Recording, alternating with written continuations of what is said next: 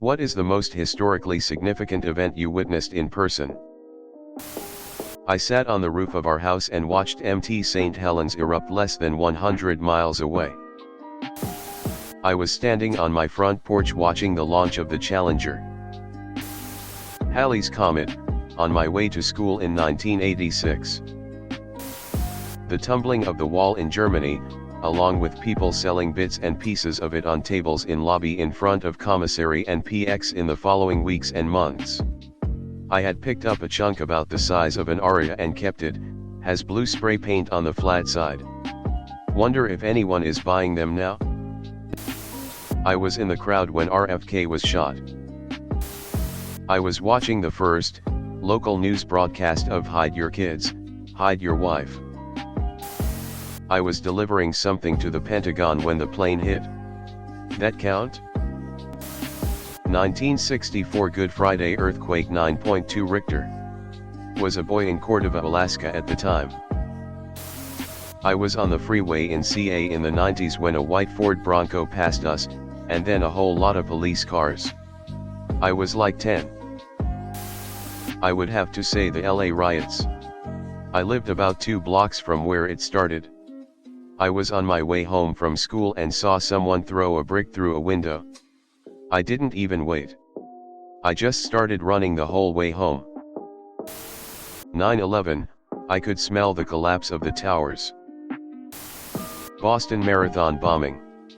I was there and then part of the medical team, the tents at the finish line. I've worked in the medical tents for a decade now. The year it was super hot, the news came to do a piece about us and used me with a patient as their backdrop. My phone erupted as soon as they aired it. The last space shuttle launch. It was a very cloudy day, but the rumble lasted for a long time. Then my family and I got up early to watch the landing. We would hear the sonic booms too over our house. Space Shuttle Columbia first launch in April 1981. 7 rows back ringside when Tyson chomped Holyfield's ear off. Flushed face. I was a young barely high school student when Marcos was overthrown in the Philippines. I was part of the People's Power along with my dad, mom, and brothers. We didn't feel unsafe, but that night after Marcos left the Philippines we learned that the military was close to using force on the people. My dad was alarmed and was glad we're finally home safe. Not sure why we went as a family, but at the time my parents felt being there was important enough. My parents are dead and I know they're probably turning in their graves when Marcos's son was recently elected as president of the Philippines. The tearing down of the Berlin Wall. I still have a piece in my window. The B-52 crash. https://en.m.wikipediaorg/wiki/1994_fair_base_b-52_crash, that led to changing what large military aircraft are allowed to do for Air's House. I didn't see the plane, but immediately saw the fireball. It was just a perfect, bright red turning to black mushroom cloud. Fairchild is a nuclear air base and there were a few minutes there where I was sure the world was about to end. A few years before a KC-135 doing the same thing crashed near the school while we were in class. I was at the Who concert in Cincinnati where all the people were trampled dead.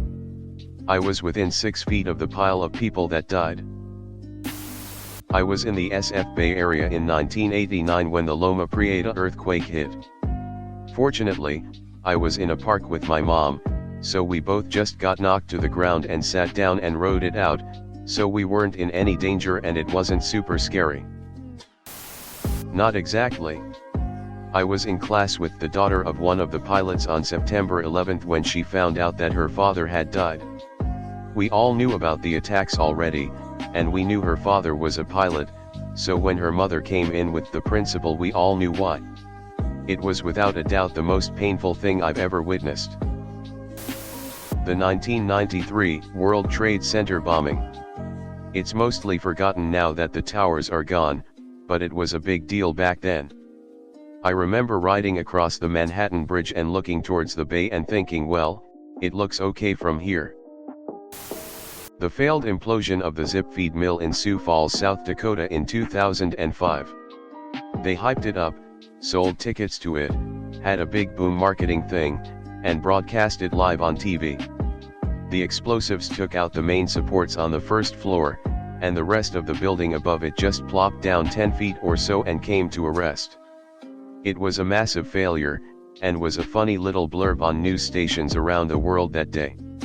Definitely not major news, just the rest of the world taking 20 seconds to laugh at us. The building sat like that, the Leaning Tower of Sufu, for quite a while, until they figured out how to safely demolish it. Here's a clip of the failed demolition. https://udo.be/i8deduqd0ru. The 3 Mile Island nuclear accident. I was a young newspaper reporter, 21 years old, standing outside the plant the morning of the accident when the workers evacuated. They refused to say what if anything was wrong. I was the first reporter on the scene, as I had been writing about the many previous problems at the plant. The morning started off as a local news story. By lunchtime, it was international news. There obviously were no cell phones. There was a single payphone in front of the plant's observation center where we all had to take turns phoning in our stories. Ran away from the 2004 tsunami. Twice.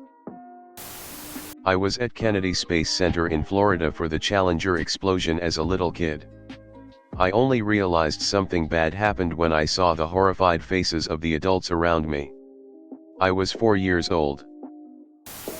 The eruption of Mt. St. Helens. Not historically significant overall, but for me it was pretty crazy, the Hawaii incoming ballistic missile broadcast that later turned out to be accidental. As an Australian tourist on the island, it was pretty whack to suddenly get the emergency message to take cover, this is not a drill, pushed to my phone, and to hear every phone around me getting the same ping. Elon Musk has his spaceport in our backyard. We saw the launch of the world's tallest and most powerful rocket, and then it blew up. Terry Fox running during his marathon of hope. I was working in New York City ICUs in April 2020. Would not recommend. When the Berlin Wall came down, I went and chiseled a piece out of it myself. I would have got more, but I was rousted by the West German police. I still have it, but it has crumbled a bit and the graffiti is almost completely faded. I was 17 years old. I was a few blocks up the road, staying with my GF at the time, when Ariel Castro was arrested and the women were rescued. I basically saw a lot of news vans in the area.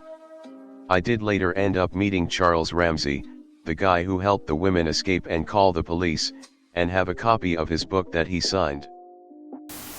I was in Paris for the Notre Dame fire and accidentally ended up on top of a statue with a tricolor flag being waved and a crowd singing Ave Maria, and it was like a scene from Les Miserables.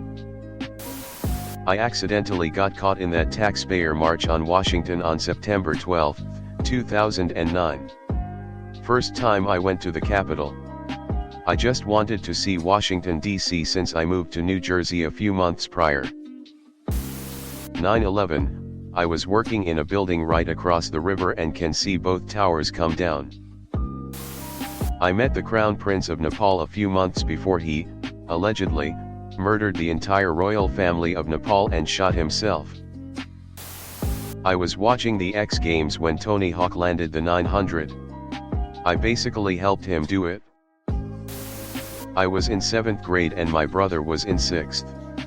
We went to the state fair, and an employee leaned over the rails to adjust something. The ride hit it and exploded his head, all over us and several of our friends.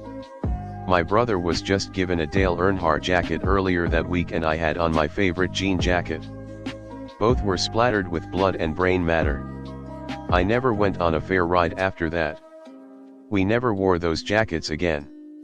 Spawned a deep dive into researching the lives of folks who work fair and carnivals, and that just made me more sad. War Memorial shooting in Ottawa in 2014. Didn't see him kill the soldier, but I heard the shot and saw him drive away to the Parliament building.